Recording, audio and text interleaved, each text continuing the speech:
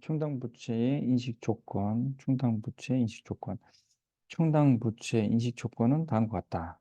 1번, 과거 사건 또는 거래의 결과로 현재의 의무가 존재해야 한다. 과거 사건 또는 거래의 결과로 현재의 의무가 존재해야 한다.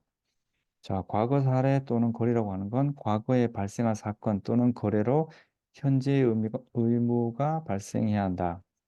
미래에 발생할 가능성이 있는 사건 또는 거래는 충당부채 인식의 대상이 안 된다. 그 다음에 현재의 의무. 현재의 의무는 기업이 현재 가지고 있는 법적 또는 의제적 의무를 의미한다. 법적 의무는 법률에 의해 강제되는 의무이고, 의제적 의무는 법률에 의해 강제되지는 않지만 기업이 도덕적, 윤리적 책임으로 인해 이행해야 하는 의무사항을 말한다. 자, 당해 의무를 이행하기 위하여 경제적 자원의 유출 가능성이 높아야 한다. 경제적 자원 유출 가능성. 그 다음에 과거 사건의 결과로 현재의 의무가 존재해야 한다.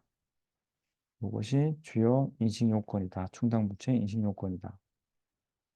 경제적 자원이라 함은 현금, 상품, 서비스 등 기업이 가진 모든 자산을 의미하는 것이고, 유출 가능성이라고 하는 건 의무 이행 가능성은 의무 이행으로 인해 기업의 경제적 자원이 유출 가능성을 의미한다. 그런 이행 가능성이 높을 경우 충당부채로 인식해야 한다. 충당부채. 그 다음에 그 의무 이행의 소요되는 금액을 신뢰성 있게 추정할 수 있어야 충당부채다. 신뢰성 있는 추정이라 함은 그 의무 이행에 소요될 것으로 예상되는 금액을 의미하고 신뢰성 있게 추정할 수 있어야 충당부채를 인식할 수 있다. 자, 위 세 가지 조건을 모두 충족하는 경우에만 충당부채를 인식할 수 있다. 다시 한번 정리하면 첫 번째, 과거 사건 또는 거래의 결과로 현재의 의무가 존재해야 한다.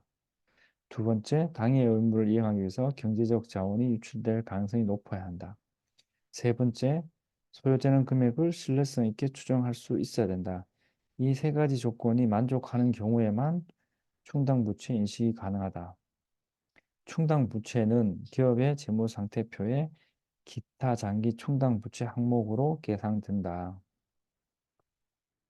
충당부채 인식 예로 한번 보면 기업이 제품을 판매하면서 제품 보증을 제공하는 경우 제품 보증에 대한 비용을 충당부채로 인식해야 한다. 제품 보증에 대한 비용. 그다음에 기업이 소송을 당하고 있는 경우 패소 가능성이 높고 패소 시 지불해야 할 금액은 충당부채로 인식해야 한다. 자, 기업이 직원들에게 퇴직금을 지급해야 하는 경우에 퇴직금 지급 의무를 충당부채로 인식한다. 이런 것들이 충당부채 인식의 예가 될 수 있다. 자, 그런 충당부채 인식할 때 주의사항은 과거 사건 등은 거래에 대한 추정치이기 때문에 실제 의무 이행 금액과 다를 수가 있다는 거. 그 다음에 충당부채는 기업의 재무상태표에 영향을 미치므로 신뢰성 있게 추정해야 된다.